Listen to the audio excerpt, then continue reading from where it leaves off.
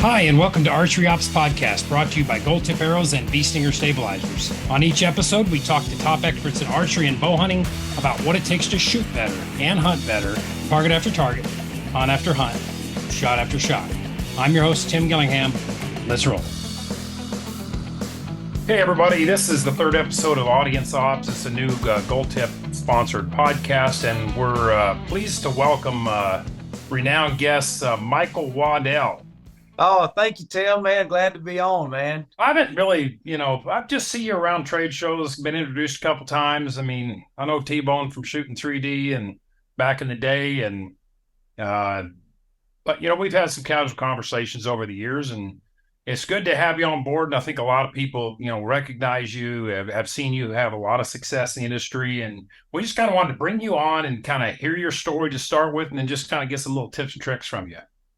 Oh, right on, man. I don't know how much I'll be able to share to help somebody along, but obviously I love the hunting, and certainly, Tim, man, I've always enjoyed catching up with you, and you're right. I know T-Bone, when he was on the archery trail and shooting from ASA to IBO, obviously, I probably know more about you than you know about me when it comes to your success. But for me, I just always kind of been a student of everything. Never claimed to know it all, but Right. I just love bow hunting, love to talk, the technical aspects of it. And obviously even with T-Bone, y'all definitely know each other better than probably you and I. And obviously that's one reason I've always just loved the friendship, with T-Bone, is because for me, I'm not like an over technical guy, but when you do what y'all have done for many years, when you're trying to hit X's, you're trying to hit these small little circles on these targets. Obviously, you got to be precise. You got to have, some unbelievable discipline mentally and physically to be able to hold and shoot right. And so for me, who's always just really liked the bow and arrow part of it, just trying to find success and kind of I always laugh, trying to hit the pizza box, so to speak, the small pizza box. For me, it's really cool. I love the technical conversations I've had with you at the ATA, at SHOT and different places, just kind of digging in deep, because every day you're learning. And I've learned a lot just listening to people like you and T-Bone on the technical aspects of shooting, and from arrows to just flight of the arrow it's just really cool to bounce ideas off. Yeah, it's pretty amazing to look at some of the people that will go out and spend a fortune bow hunting, but they won't spend 2 nickels to learn how to do it, how to do it right. And it's really not that difficult. It's usually I always said that the top shooters in the game really don't coach, and so you get a lot of, misinformation out there. You get a lot of, it's just really not that hard. I could take about anybody and improve their shooting in 200% in a couple of days. But that's been enough. Let's just kind of get down to the topic. How did you, I'm sure you've been hunting since you were knee-high to a grasshopper, but, how'd you get your big break in the industry? I think it was through Bill Jordan, right? Through Realtree, I don't know where'd you get your initial start from?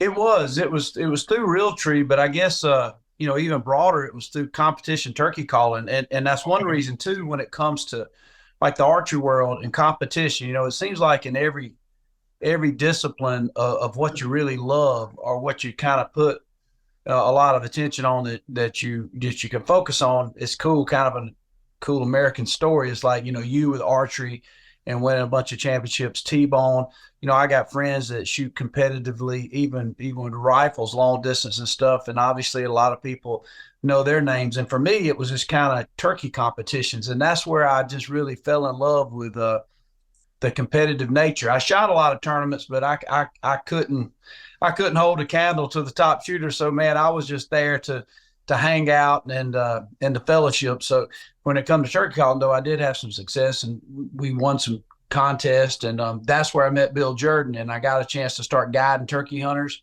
for Realtree. I lived about an hour and a half from the Realtree offices, and kind of one thing led to another. And you're right, I'd love to hunt everything, but it was through competition and competing in turkey calling contests and having some success that I had a chance to show up as literally a young 19-year-old kid and have a chance to take some riders, Well, it's different pretty, people hunting. yeah, So it's pretty kind of cool. obvious. Pretty obviously though, you have the charisma, and he recognized that, and you're really good with people, really good with audiences. I get this question a lot. How important are my stabilizers? Well, stabilizers probably one of the most important things on my bow. Its job is to control the motion before, during, and after the shot. That helps us hold steady. It helps hold the bow still while the bow is loading and unloading from full draw to static. And it also controls the bow against our mistakes, so it makes it more forgiving. With Bee Stinger, you get a lightweight, high modulus bar with vibration dampening built into the bar. This is very critical in terms of getting the most out of your stabilization system. If you want to learn more, check out beestinger.com. It's kind of funny. I've been bow hunting for 40 years. I've never killed a turkey. Isn't that Really? Yeah. I get that question all the time, Tim, like, man, what's your favorite thing to hunt? And I would say, turkey and elk. Obviously, I love whitetail, but I just love that. I don't know. I like that social interaction, and it's obviously I know you're a big elk hunter, and turkey's just a 20-pound version of a 700-pound elk, and so obviously turkeys. It's a lot of people think of it as small game, but on Sure. a hunting license, it's a big game animal. So it's kind of a really social browser. They let you know where they're at, and so I just loved it. And so yeah, somebody like you is determined as you are. I'm kind of glad you're not into it, because there might not be a lot of turkeys left in some states, because you would go crazy if you really got into it. It's a fun deal, and you can do it with a lot of different people. It's not over technical to shoot a turkey. It gets really technical to trick them and manipulate them within range. I got lots of friends that, yeah, they love it, and that's interesting. So, but yeah, we've watched you over the years on TV, and it's pretty exciting to watch and see all the opportunities, and lots of young guys I'm sure have developed their own personal dream based off of seeing guys like you on TV and experiencing all these different hunts. I mean, I know I've got YouTube on here all the time watching these guys and thinking how much work and effort goes into actually filming that hunt, editing it, and bringing it to YouTube, and it's got to be a colossal amount of work. I mean, it really is. Obviously, it's a lot of fun, but it certainly is a lot of work. And obviously, all the people, even behind the scenes, our producers, and like Cohen Stone, a guy named Ryan Wakenig, who helps us a lot. And we use a lot of different cameramen across the country, and you become really good buddies, and obviously you're hunting buddies.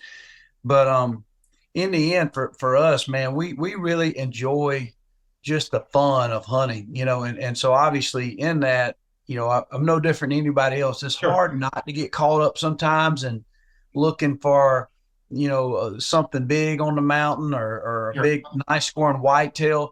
But we really, when we start get kind of in that rut a little bit, we try to kind of stop and look around the campfire and the stories and the different people and personalities that's around, and it just becomes that's what becomes the adventure, is the time around camp and the friendships you make, the different levels of knowledge that different people have. You have some people that are just constantly making people laugh. You got the guy that come to hunt, but in reality, he's sleeping late and making all the good breakfasts, and making sure he's got the chili coming and the fire going. So it's we try to focus on the fun of hunting, and obviously there's a lot of lanes and avenues that you see on YouTube, on Outdoor Channel, on different TV shows. I would like to think that hopefully when people see, episode of what we do, they will think, man, those guys would probably be a lot of fun to be around. We don't claim to know it all. We just really want to have a good time. And obviously you can tell that with somebody like T-Bone. I mean, he's a big guy, and T-Bone's not going to be the first at the top of the mountain. Never has, never will be. But holy cow, just to have him in camp, just to laugh and the joke. And so Yeah, that's kind of what we've always focused on, is the fun. imagine you three are a cut up. So Oh man, we're half. My wife calls us a bunch of man childs. It's funny. We'll dig into the valleys of some technicalities of hunting, we'll get excited. It seems like every time I run into you, we'll get to talking about arrows and spines, and I'm thirsting for knowledge because I'm still learning. And obviously, when you get to that top level of shooting, I don't have a chance to be around guys like y'all all the time. So I'm wanting to learn. It's kind of like being around, if you had a chance to talk to, Ted Nugent or maybe, Eddie Van Halen around guitars. Well, you might play a guitar, but you can get you get a chance to talk at a different level of technicality when you get around people that do it all the time. And so, but at the heart of things, I'm always thinking, man, I'm just wanting to laugh and have a good time. But then the serious part does come when you come to full draw or you're clicking the safety off. Obviously, you want to take that serious. But Sure. I don't know. I've just learned, man, as you go through life, life's too short not to laugh and to enjoy the experiences. And I've also seen, Tim, a lot of people have these extensive trophy rooms, and man, they're lonely. And I'm thinking, holy cow, man, there wouldn't be nothing worse than a dusty, lonely trophy room if you ain't got friends to enjoy it with. And so I've been lucky with a lot of friends to talk about these experiences. And some of the animals are small and some of them are big, but always the relationships have been. I was gonna bring that up a little bit. It's getting harder and harder to recreate that, family hunting atmosphere that I grew up with. We used to, right. When we were broke. I mean, broke. I remember Dad taking a station wagon up to the Grays River. We come back with a table on top of it with a couple elk, couple mule deer, but we'd pitch an old army tent and we'd all go out and hunt and yeah, it would, but that's harder to create because it's so much harder to get tags and so many more people hunting. There's so much leased land back east that, I find it's harder to find places to hunt where families and groups of guys can get together. And I remember when I took my dad the last year he was alive over in Nebraska. Oh, he was frustrating to be around. He was slower than yeah. I mean, Dad, you got to move over here, and he ended up shooting a doe with that crossbow, and I'd never seen him so happy. It was just crazy, but that was a good experience for me. I wish I could have done a lot more. But anyway, let's get off. We got a little bit off topic here. Let's get right to our first topic, and we just kind of want to know. I've always I go out to these 3D tournaments in the woods and stuff, and I always pitch this question to guys like, how in the world do you guys know where to put a stand? I mean, I'm a Western bow hunter. I've lived in Alaska, Utah, Wyoming. I'm a ridge runner. That's what I do. I love hunting from the top down, and so whitetail hunting, can be a little bit, a minefield for me. I know enough to hunt the wind. You got to hunt the wind, period. But some areas are easier than others. Kansas, some you get, these crop lines and, you got tree lines along crops, but you get out some of these West Virginia, probably some places down Georgia. How do you know where to put a stand? I mean, what's your? What's fun? What's funny, and some diehard whitetail hunters might disagree with this, but probably the most frustrating thing with whitetail hunting in general is because it is obviously mostly done in tree stands, and especially you talk about those woods. Like when you really talk about the West Virginia, those mountain valleys and those saddles and ridges, and you talk about Georgia and Alabama, and you're right, if you come from the West and you look and it's just a mountain of trees and pine trees and clear cuts, you're like, well, what rhyme or reason does a deer have to come through here if they're not coming to bait? What's the natural feed? What's the natural browse? And what makes these deers do certain things? And I think at the end of it, the question is a lot of it instincts, and certainly you have a lot of things that these deer feed on and habits, different areas that they go through, as far as timber lines and different transitional changes in the forest and stuff. And a lot of it, when you grow up hunting these areas, you get good to a certain area. Like if you grow up, say, hunting Iowa, you'll get really instinctively good at hunting Iowa. But vice versa, if you grow up hunting the Southeast, say Georgia and Alabama, you'll get good at understanding natural opportunity that creates itself every year. Like in October, when the white oak acorns start to fall, you'll know if you find a white oak acorn. Now, but if you look in that same forest, they might be 7 different varieties of acorns, but you'll know that, hey, wait a minute, when those white oaks fall, that's going to triumph all food. So that's where you're going to want to be.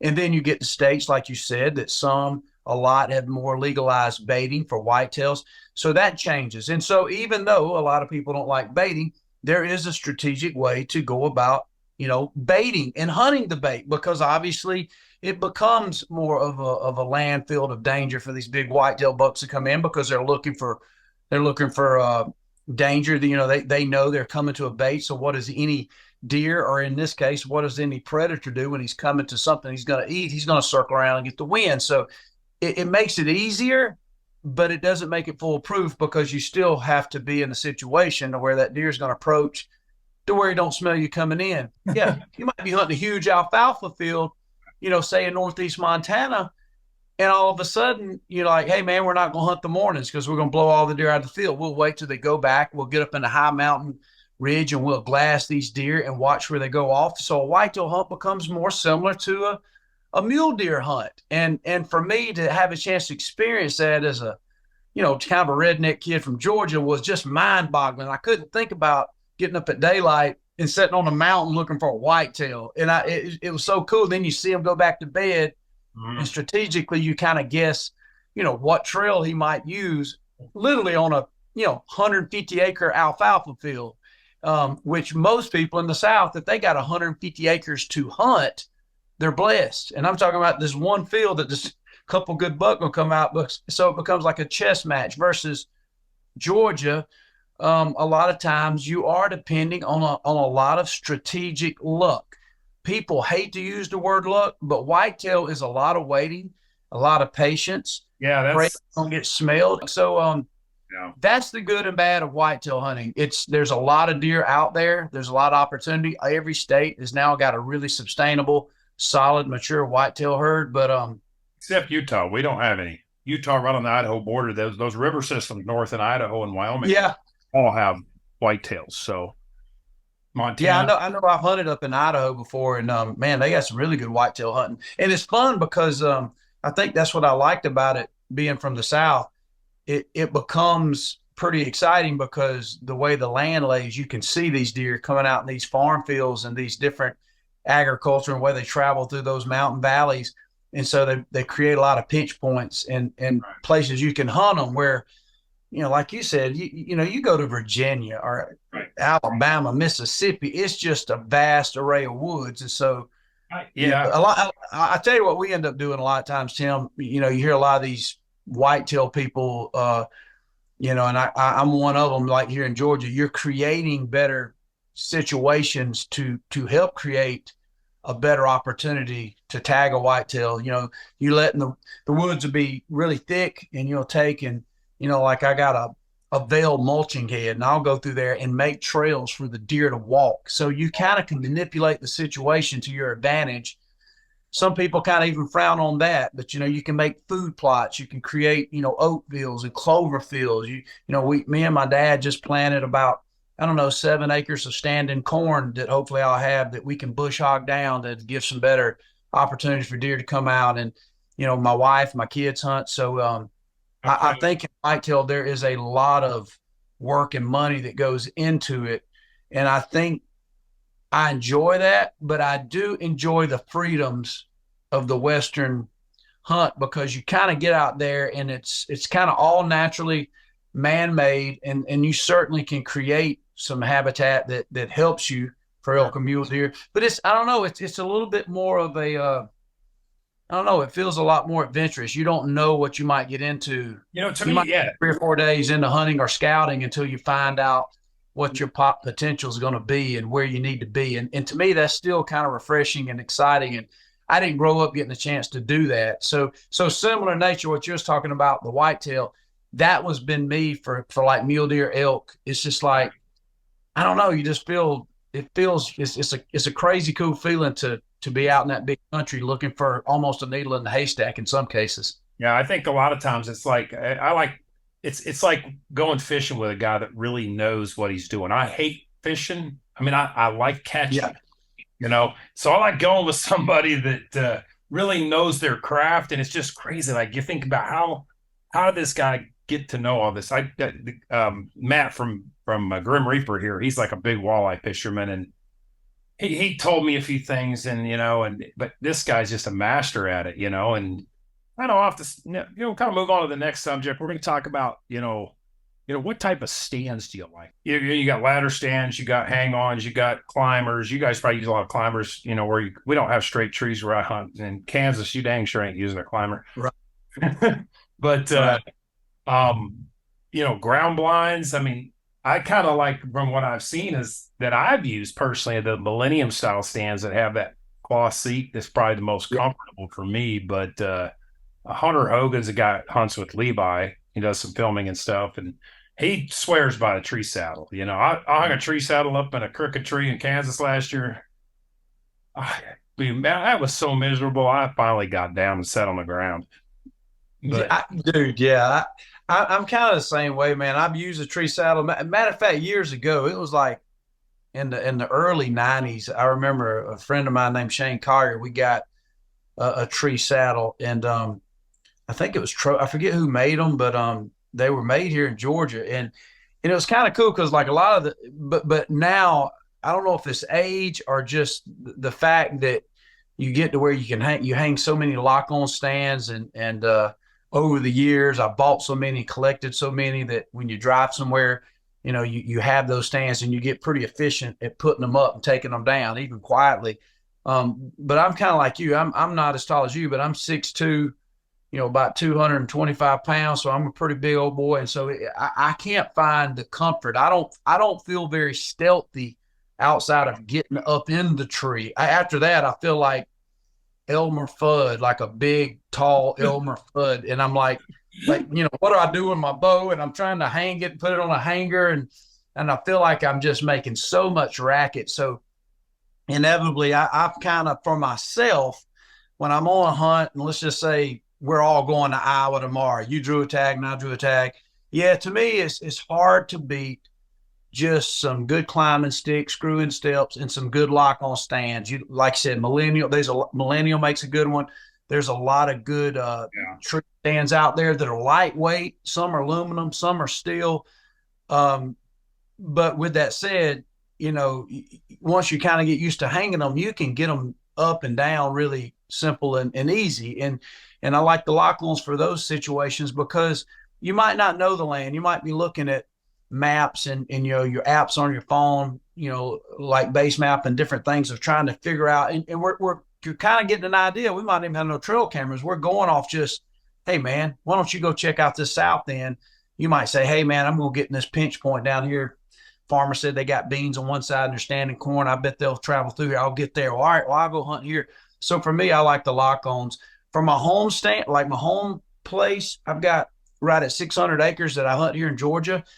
And obviously I put in a bunch of food plots. My dad still comes, and man, we enjoy that part of our fellowship of kind of getting all the stands and all the food plots and figuring out what's going to be the new hot spot for those areas. For my kids, my family, and even me, I've done quite a few of like the redneck blinds, and then I've got a lot of the 20-foot ladder stands. And what I like about that for guests is they're pretty darn safe. Like, right, just talking about hard charge and you're talking about going at the same level. What I found is I can't expect to hang a lock on that's 25 foot, and then you're long legged. I'm pretty long legged, and so I'll end up having my steps spaced far apart, and I'll go put a partner or a friend that ain't hunting much, and I'll go pick them up, and they're sitting at the base of the tree. Like, you freaking kidding me? That was like climbing them. I'm not getting up in that stand, and for me, I forgot, like, wait a minute, I didn't drop,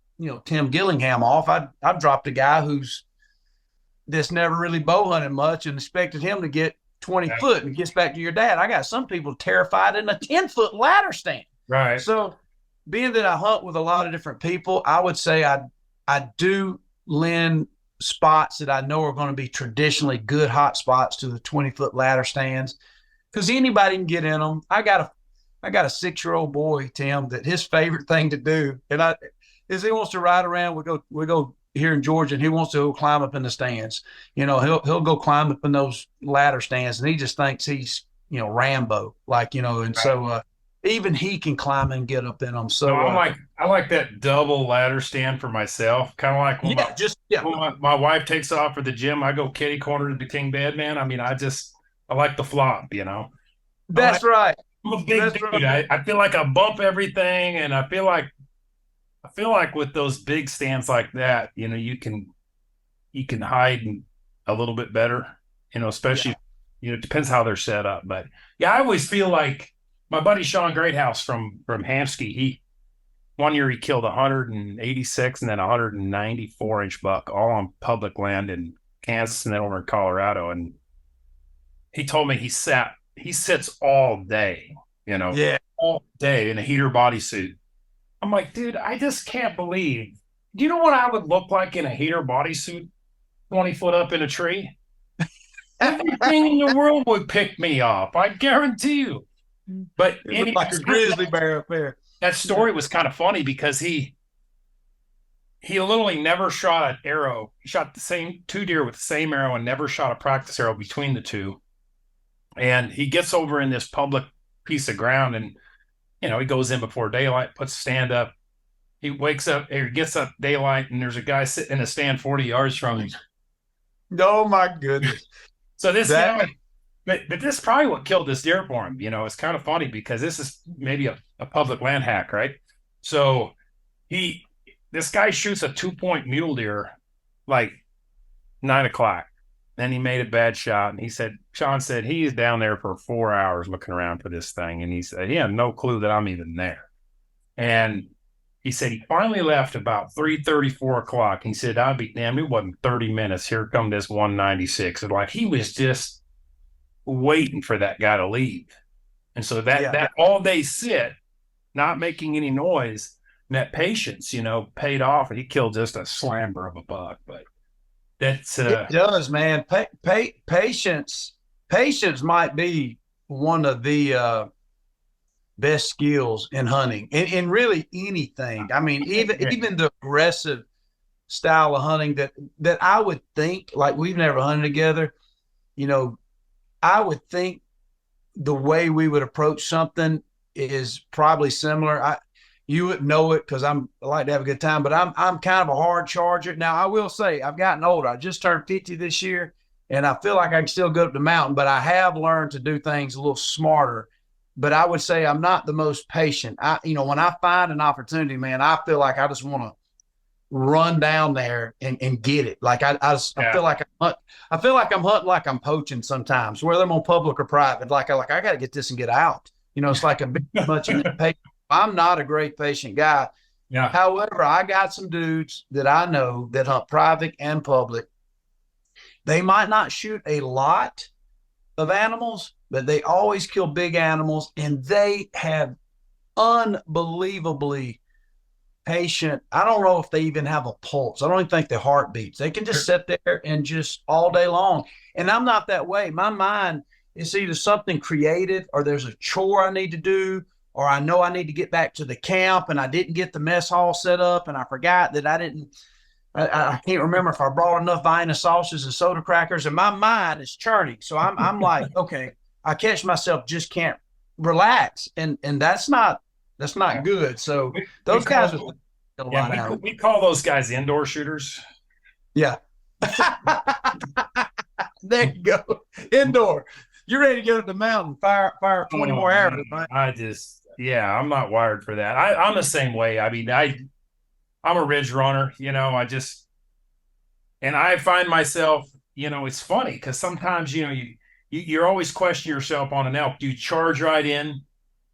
You know, it's always about the wind. I remember one time I was up in Idaho, public land. I bedded this buck. They're just big bull in, probably 330 bull with a bunch of cows.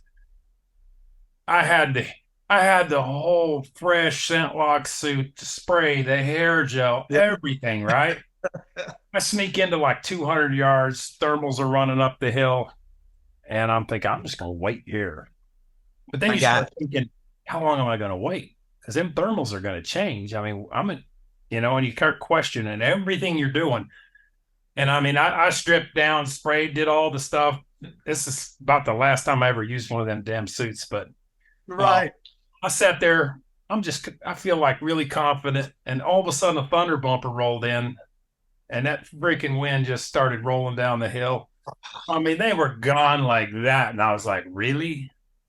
Would I Yeah, just been better off just jam down, make a move? But the problem I is, know. I'm always that guy that's running them elk to the guy that they shot him at 10 yards as it ran right by him. Yeah, He got out of camp late, you know? yeah, exactly. That's me. Dude, I'm that's 100% me. I can't. I will have a pretty good game plan on a situation like that, like you were thinking, and the whole time I start playing devil's advocate on my situation, like, because it's the same way, and I will say that that is by far the most difficult, hardest thing, whether it's public or private, especially if in the mountains. It's like the wind changes all the time, and those thermals are always doing crazy things, and so that does become luck. I remember the first time I hunted in Wyoming in those big mountains, not the rolling plain. Matter of fact, people ask me all the time, "Where's your favorite place to elk hunt?" And I honestly like, obviously, Arizona. I think is the best if you can get a tag. And people say, "Well, is that because they're big bulls?" Well, yeah, that's because they're big bulls. But honestly, the habitat and those rolling hills and cedar flats, the wind's more consistent. You get in those big mountains like you grew up hunting. If you don't have the mentality like you have, you can't be patient, especially on elk. Literally might have 10 minutes to kill a bull. Yeah. And yeah, I mean, and then you can have one coming to a call, me being a turkey caller, and you're manipulating, these bull elk, especially if they're by themselves with these sexual cow calls. Well, man, I'm noticing those mountains, man, those bulls respond good to calls. And I have a theory that I think that they so are trusting of their nose that they know that they're going to get a scent. It's gonna blow. And so I'm sure you've had it a million times. Have a buddy cow calling behind you, and you are shaking, not because you're wondering what kind of bull, because you know that if he don't hurry up and get here, and I can figure out what he is and take a shot, that he is going to smell me. No And doubt. I had him just coming through the brush and the timber, and then all of a sudden, just it gets silent. You're like, okay, quit bugling. What happened? All of a sudden, it just tears out of there like a lion got after him. And you realize you hit your puffer. Well, the wind's Well, going down the yeah, it doesn't matter what animal you're hunting. The wind is king, and elks Yes. have just bigger noses, right? So, um, well, I guess we got a little, that's one thing too. You were talking about patience. Guys that'll go out west and put a tree stand up for elk instead of wallow while they're just going nuts. So I couldn't take that, but I'd be down out of that stance so fast your head would spin. But one of the big questions on stand safety, you talk about guys that are uncomfortable because we all know people that have fallen out of tree stands. Yeah. And it's extremely. I know a lot of people that not a lot, but Jeff Hopkins. Every time I see him at a tournament and he's wearing shorts, you realize that, man, he took a bad dump. He really messed himself up. There's people that have been paralyzed for life, killed, because of tree stands. You talk about those screw-in steps, and I'm terrified every time I go up one of the things. I think I'm going to slip. They are scary. And gut myself. That's Yep. what I mean. It's hard not to think about that. So I mean, I like the tree, the sticks and stuff, the Millennium sticks and all, and just strap them to the tree. I mean, it's so much seems safer. It seems if something were to happen, but I guess nowadays people are also using, I don't know, what do you guys call them? The climbing ropes or with prison? Oh, yeah, they call them lifelines. I think. Lifelines, Yeah, yeah. you hook at the bottom of a tree and come, and you going up, and you basically are hooked to basically a rope or cord the whole way up. And that way, if you were to slip and fall, which to be honest with you, that's the easiest to not use. I think most everybody wants to use some type of safety harness. But if you think about it, the most dangerous part of a tree stand is getting in and getting out and climbing up the tree, Right. And I would say 90% of the time, unless, we all hunt tired because we are hard charging. When you find, somebody like us that finally can get in a place to where they're relaxed, well, what's the first thing we do? We get tired. I mean, you either go. I always laugh, talk about my dad. My dad, even 4th of July, he's out here and he can't even relax and just play with the grandkids in the pool. He's out there working and looking at something in the pool house and trying to figure out why this one receptacle ain't working right. But when he finally does sit still and sat in a chair to relax, he's asleep. It's like he finally had a little peace in his mind and went to sleep. And so yeah, I mean, you can fall asleep in a tree stand, especially if you've been hard charging, but those lifelines help a lot. And another thing too, Tim, I think even in our conversation, some our age and our fatherhood and thinking about other people besides ourselves, because I noticed with myself, I never thought about tree stand safety. I was kind of selfishly looking to get in a place where I thought I had the best success.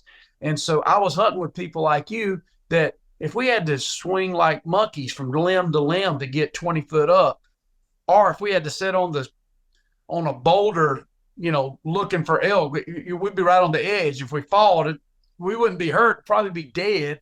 Yeah. And so I think now that I've got 5 kids, I got a wife that likes to hunt, I'm taking people hunting, I catch myself getting in this fatherly, Sure. more mature mode of thinking like, man, dang, Nick Munt's going to be able to get in this stand, but man, I don't think, this guest I got coming is going to be able to get in this stand. He's going to be uncomfortable. So I catch myself thinking all the time about safety for my kids. And then literally, when you look at your family and you realize how much, your family can depend on you as a man, then it becomes a little less selfish. You're thinking, I do need to take care of myself, because what would happen if I fail? And I had a great friend, a guy named Mike McKenzie, who is just an unbelievable hunter, Tim. He was a great guy. He actually was one of the first guys who kind of invented the camera arms that you ratchet in a tree to video whitetail hunts and different things. And this guy was from South Carolina. He was a spider monkey, man. That dude hangs stands, run up and down trees, with and without any safety equipment, and just could get 20, 30 foot up. I would say most people in the South are hunting at a minimum of 20 foot. You start getting out into Kansas, the trees are smaller. And I found that, you can get away a little lower. But it seems like a tradition in the South, you just get kind of high. Well, man, he was in South Carolina hunting, and he fell out of a stand and he died. It didn't just hurt him, it killed him. And so that was a huge wake-up call for me, because Mike was one of those guys that just seemed invincible, and he seemed to be one of the most agile guys I'd ever seen in a tree stand. And he had a safety vest on, and they finally deemed, after a little research, looking into it, investigation, that he fell out getting down that night. And he was one of those guys for whitetail hunting, get up in the stand, and he always had a judo point or some kind of a practice head that he would just shoot, like get up there and kind of feel good and stand. He would shoot a shot, an arrow be stuck out there somewhere. They found his little practice arrow stuck, and he didn't come home that night, and he fell out getting down. So just a sad deal. And obviously, somewhere between unbuckling his safety strap and getting down, he didn't have a lifeline. He somehow, lost his equilibrium and fell out. Obviously, don't know all the details of what happened. Yeah, it only takes a second. I remember, I can remember vaguely, when I was younger, I was bear hunting or something. And I remember shooting and getting so excited that it damn near just stepped right out of the stand. I just didn't even think. I was just, I've had a couple close calls, over the years. And like you said, when you're single and you only got to answer to yourself, it's different. I took a pretty good spill mountain goat hunting, and you think back as you get older over the years, the good Lord's got a plan for me, because I dodged death a few times, and like I said, I used to didn't 100%, man. It was just never thought of it. It's not like I didn't think of safety. I think I was just so wired to get what I wanted to do and move to the next thing. But now, I always use an extra, all the stands come with a ratchet strap, and I'll always go to, a Lowe's, Home Depot, or somewhere and order a bunch of ratchet straps. And I'm always putting extra around even the ladder stands, even all the lock-ons. And like you said, it's so easy to not think ahead. And I tell you, a huge problem in the South, you're talking about Alabama and Georgia and a lot of these hunting clubs, so to speak. You don't run into this in public hunting ground, but you run into this in the South. Well, it's warm. Like right now, it's going to be 95 today. It's sunny. It's pretty. And so even up into October, man, we have traditionally warm weather. Well, all summer these stands are sitting there, and they're in the same spot. It's going to be a good spot. So those ratchet straps can dry rot. Yeah. And another thing can happen is obviously our trees grow. I mean, pretty much our only crop is pine trees. And so the trees grow very well in certain regions. And so you can break the welds, you can break those ratchet straps. But one of the most scary things that a lot of people don't ever think about, finally September rolls around and you're getting ready to go hunting. You want to go get in your favorite ladder stand. And underneath that seat, there's a big red wasp that's got a huge nest under there, and you just go bebopping in there opening day, and all of a sudden you sit down, and let me tell you something, when you got a bunch of wasps getting on your butt, I can tell you very rarely you're going to be patient enough to take your time and get stung and crawl down. You're about going to come out. So I've got a ton of friends that have broke legs, that have hurt themselves really bad over wasp nest and stuff. Really? And so, I always tell people, man, hey, don't forget, it's almost like Especially, going before daylight. But my biggest fear, be honest with you, I went through when I was in Alaska, I was in the Army, I went through our pre-ranger course, right? But I knew I was getting out. So I was like, but one of my main considerations of not going to ranger school was I wasn't going to wait around in no dang swamp with alligators and freaking snakes. I'm sorry. I am terrified of snakes. Like, how in the world do you avoid walking in the dark and not getting bit by a dang snake? I guess it's what you grow up around. And I've got some friends that grew up in the South that are still deathly afraid of snakes.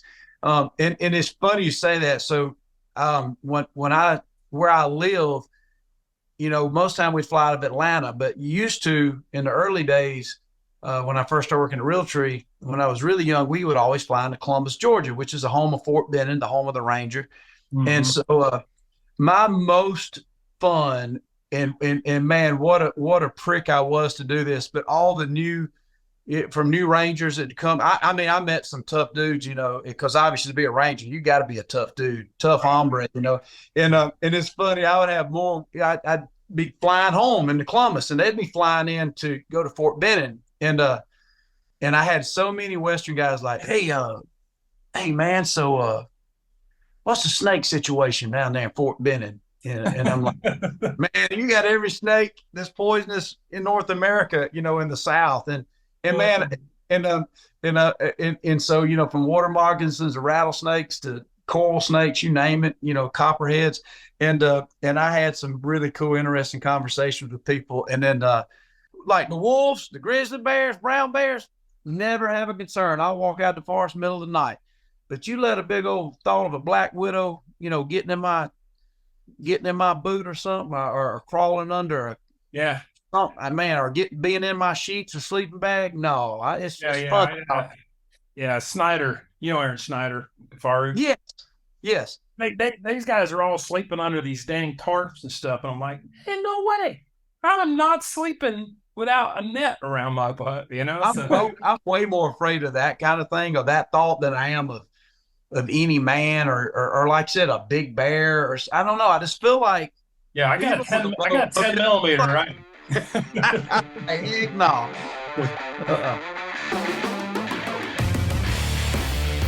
All right, so every episode of Arrow Ops, we're going to go through a little tips and tricks section. We're going to call it Hammers Hacks, I guess is what it's called. My nickname is the Hammer in archery. We won't get into why that name is, but I just kind of adopted it, because there's nothing a guy that is doing it all right hates worse than getting beaten by a guy doing it all wrong. So one of the things that I have learned over the years is how the benefit of four-fletch patterns on hunting arrows, and especially with fixed blade broadheads. And where I learned this from was just experimentation. Grim Reaper is like a mile from my house, okay? And they were over here one day, and we just had this idea. We were going to determine what characteristics made a broadhead fly like a field point, right? Because every broadhead flies like a field point. Just ask the manufacturer, right? But the fact of the matter is, they're in a single broadhead that flies like a film. I found one or two in my day, but they are all mechanicals and very small. So I used to hunt Idaho. So this year, I remember distinctly that I was hunting Idaho.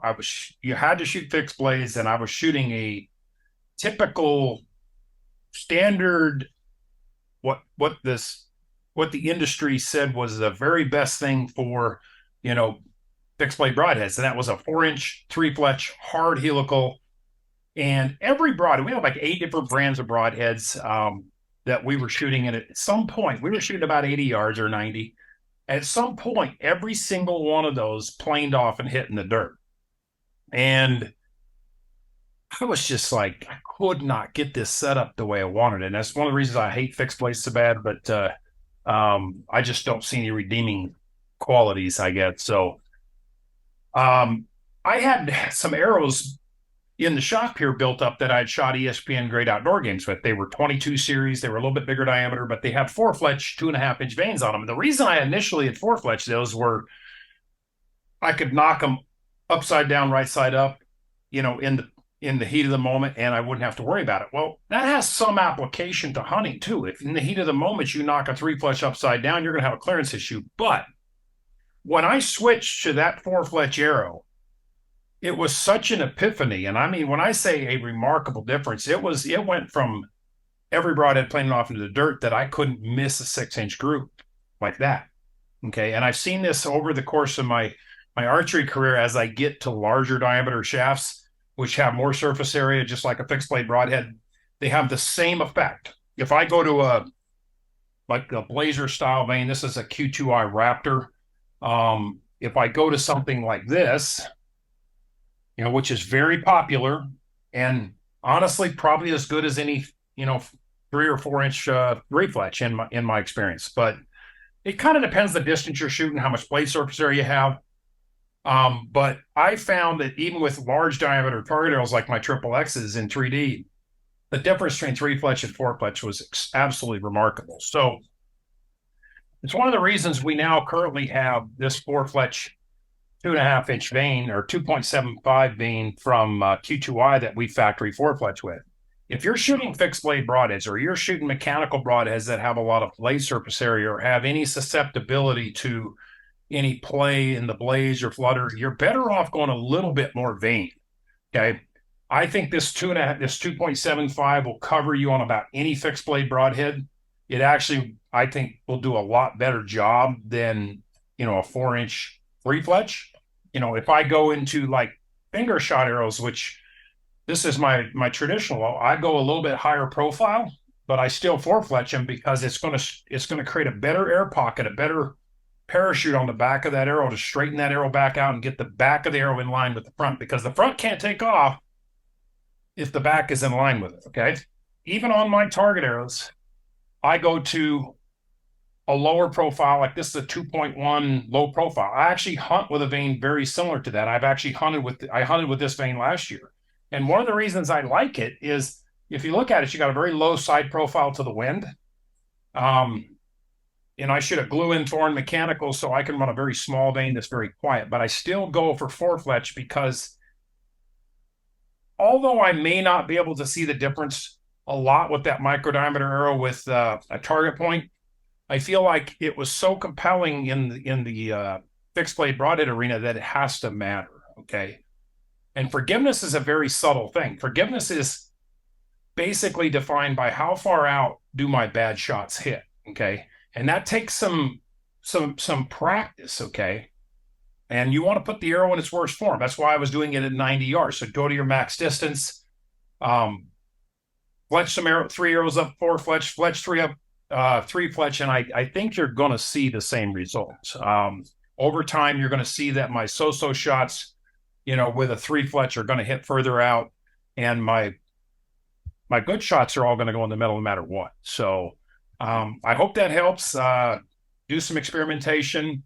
We do offer it factory fletched from Gold Tip. It's something that I finally talked them into, and I really recommend it. So that's Hammer's Hacks. That's why I love surrounding myself with a lot of different people. And one thing that I will say, somebody like Tim and T-Bone has that same quality. I would consider myself a decent shot, but when you have a chance to dial into their precision and their preciseness and knowing when they made a bad shot, now knowing that they made a bad shot might be a shot that we're all still happy with that group, but there's been so much time and such attention to the details that, you know, pulling an arrow 2 inches or out of a softball is a big deal. And so once you're that disciplined and muscle memory of shooting, you will know if that was you or your equipment. And Right. so, you know, some people might hear this, what Tim's talking is like, oh man. And to their probably, you know, to their situation, they might not be capable of understanding that difference. But I've also been out on range, say, shooting with Levi, and some of the things they say can be frankly come across as a little arrogant, but it's not. And the reason is because they know themselves, they know their abilities, and they know when they made a bad shot. You know, for me, if I'm shooting like this and I have one hit up there, well, that don't bother me. I might think I pulled a little bit, but I never think like, wait a minute. I had a little wobble in my broadhead. I just say, hey, that's still right there in the lungs. And so Yeah. that's why listening to people that do it at this level can give you some unbelievable opportunity to take a deep dive into, because they're not lying. It's not made up. It's not theoretical. I will Well, brag on Tim. The biggest thing I love about Tim Gillingham is the fact that he's straight shooter. He does work with companies, but he's the first to call those companies up that are partners and say, hey, this is crap, or this is amazing. And most people in the industry don't have that ability to be that forthright and secure with their ability and their tech savvy of being able to say, this is awesome, this is bad, this is where we need improving.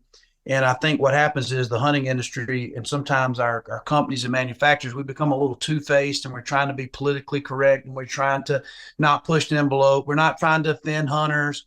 You know, we're either trying to make it too hard or too easy. And so therefore, sometimes the truth is not really known. And probably my biggest relationship that I've really loved about Tim is we can talk about things. We can talk about FOC, weight of arrows. We talk about helical. We can talk about left turn, right turn. We can talk, you know, we can talk or left or right fletch, or we can talk about 4 or 3. And he's going to give you a straight up opinion, not on industry specs or what's hot or what should be sold, about his experience on winning championships and killing animals. And I find that really contagious, and I really like it because I find myself very much that way. And sometimes I feel so opinionated that I feel like I can piss people off, but I'm really not. This is just based on experience. And I don't have the ability to shoot at that level of Tim and Levi and T-Bone. I strive to, but honestly, I probably am not disciplined enough to put the time in that they did. So therefore, I can put the time into listening and picking up on these small, detailed tech stuff that can help. And so what happens is, for me, it's not going to help me win the ASA championship because I probably won't even qualify to shoot with them. But what it will help me is to kill an elk at 85 yards and to take a group that I'm shooting like this, it's 85 yards that I think is pretty good, and to take it to this. And that might not seem like a lot. That starts paying off. And if you're trying to put some meat with your biscuits, listen to these. Yeah, there's a remarkable difference between the groups you're shooting in the backyard and what you do when you're jangled and you're standing on a 20-degree side hill with a 10-mile-an-hour crosswind too. So with a fixed blade broadhead, the reason I shoot fixed blades with the best of them, but you start backing that distance up, and I kind of equate like the fixed blades and the dropaway rest to the same thing, you know, in target archery. You know, the guys that shoot blades don't trust dropaways. The guys that shoot fixed blades don't trust mechanicals. And, you know, it's just, I've seen the devastation of the wound channels and stuff. And I'm watching the hunting public the other day, and I'm thinking, man, if you'd have just shot that thing with a big old rear claw mechanical, you would be looking for it, you know? Yeah. But I'd encourage guys to go to, you know, Gold Tip's website, YouTube channel. We've got a lot of stuff on there. A tuning series, broadhead alignment. I go through building, say, the Pierce hunting arrow, building the pierced target arrow. I go through, there's tips in there on alignment. I mean, I remember running into guys that just screw their broadheads on and they don't do anything else. And well, that one wobbles and that one doesn't. And they're blaming the broadhead when it's not that. Okay. And I'll do that on another, I guess, Hammer's hack. So we'll talk a little bit, quickly about that. But there's lots of information to be learned. I've been in it 40 years. I'm still learning. I'm Yes. still refining my knowledge. I'm still refining, and eventually I want to get to where I can share this with the general public and leave it with the general public. And I grew up with a mother that always told me every time I said I can't, she said, "Can't died in the Army. Get your butt out there and do it." So That's I right. think, when I do launch that thing, I'm going to call it I Can Archery. So, I love that. I I love that. And, Tim, what I tell people, because I'm more mannered like you and giving my opinion. And the only reason I feel like I'm more vocal now is because, man, it's all I've ever did and I love. And I'm like you, I'll never say I know it all, but my experiences of success and failure speak for themselves. And so, like you were talking about your four-fletch, well, that wasn't based on, man, I'm going to start selling four-fletch arrows. That was based on what you saw and your experiences saying, this is why I like it. I can say the same. I'm a big mechanical broadhead shooter. I have killed a lot of game with fixed blades. And I definitely think should I say have their place? I don't necessarily think they necessarily do that outweigh the place that any mechanical, that most mechanicals that I would, say are good ones would a fix would be better than, possibly, we can get into some high level hack stuff like, Cape Buffalo, but inevitably what I will say is take advantage of our selfishness. And what I mean by that, if anyone thinks that any of these people that kill a lot of animals are not selfish to the fact that when they leave their family and spend 7 to 10 days on the mountain, if you don't think they're really wanting to dish out death, and when they traditionally every year do, you trust them. And so what happens is a lot of the internet sensations, I'm not saying they don't have success, but they're not killing in the masses of what selfish hunters maybe like me and you do. I mean, and I'm not trying to sound facetious or mean or a game hoggy, but there's a lot of animals that die at those hands. And so it doesn't make anybody any better. It's just the fact that selfishly, we're going to what makes us the best successful. And so if you find what those people are using, it's going to work for you because they've already had the failures. They've already had tons of success. So therefore, the proof, as T-Bone says, becomes in the pudding. The proof's in the pudding. Right. Yeah, and I'm able to, I run the national shooting staff for Gold Tip, so I'm, I'd say probably 95% of ASA shooters, 3D shooters, are hunters. They're serious hunters. Okay, and you never see this heavy arrow, heavy FOC like thing being talked about in that crowd of experience, right? I'm not saying it's a bad thing. I mean, you can, if you can shoot a heavy arrow and keep your speed up. Number one problem I have as an archer is how far it is, right? And speed helps that. Same way it does in 3D a little bit. And then kind of depends what you're doing. If you're sitting there and you know exactly how far it is every time, it probably doesn't matter a heck of a lot. So, but there's lots of different ways to get an arrow in the X-ring, and a lot of different arrows. Ways to get an arrow through the chest cavity. But we can all be better. We just gotta. You can't teach desire to anybody. Okay. No, you can't. If the person doesn't want it, stop telling them. But I tell people I will fight to the death on something I know. I'll give a little ground on something that's subjective, but I will fight to the death if I absolutely know it. And you will know that I believe in what I'm saying. And I don't like fake people, and some people love me or hate me because of the way I am. But the older you get, the less you care, right?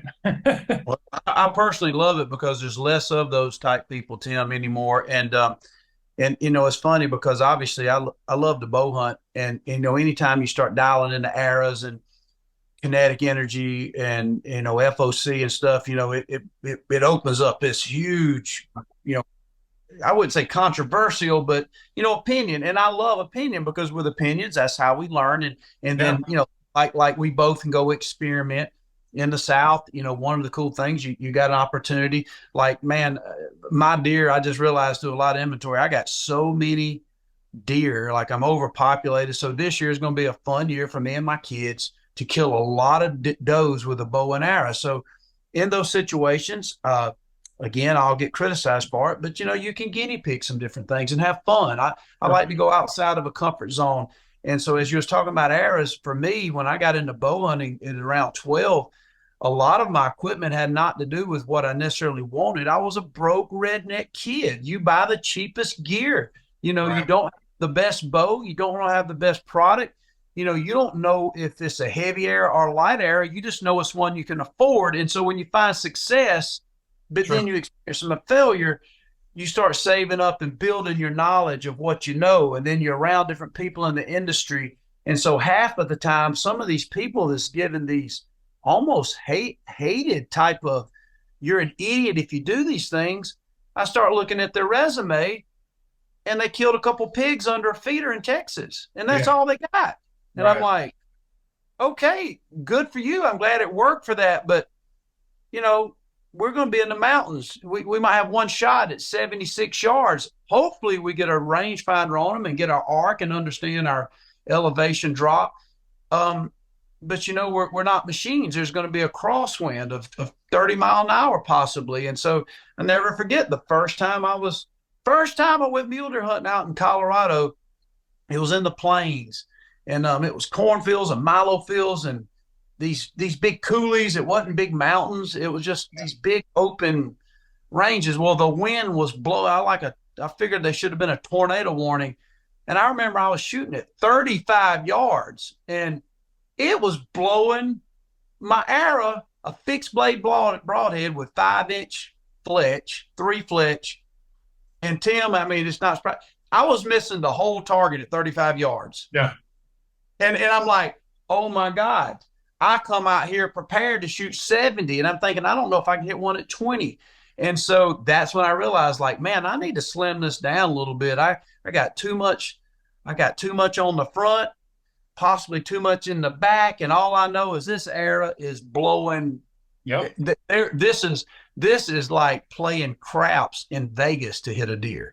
And we could go for. I learned a lot. Yeah, we could go for days on that subject. You have, and I'll add. And I know we're getting toward the end of this, chat just on the podcast. But what I have learned, what's made me so much better, I feel like as a hunter, as an archer, even a rifle hunter, just well-rounded sportsman, is taking advantage of people that dedicate their life to a certain area. And so, what I will say, when it comes to bow hunting, you can find a high-level person that shoots in the ASA, IBO that wins a lot, even the indoor guys. That's good. Didn't always go over and relate to hunting. But when you find somebody like you, I use Levi Morgan as an example. To me, even Jackie Cottle, I remember kind of an old school kind of guy. When you find a guy that has the precision, detail, and ability to shoot at that level to win world championships, and you add the resume of dishing out death, you really don't have to venture out a whole lot more into trying to grab some knowledge. So for me, I have been able to gain so much experience and completely learn so much from not just the tournament archery shooters, but those that have done both, that are efficient hunters and killers, along with winning championships. I have met some on the other side that haven't dished a lot of death, and they can't put the two together. They can't. Yeah, I've seen that a little bit. Yeah, they can't take the quick shot because they're used to the discipline of the long, pull through the shot. But you get somebody like you who knows how to pull through the shot and shoot tension, but also knows that, hey, I'm only going to have a sack. This deer's coming through this gap. I got him in between a hickory and a sweet gum. I need to let him have it. And I noticed that with T-Bone. Like, T-Bone was the world's best shot, but man, I'm telling you, those first few years, I felt like a the deer Nazi on T-Bone, like, T-Bone, what are you doing? Take the shot. Like, well, I just didn't.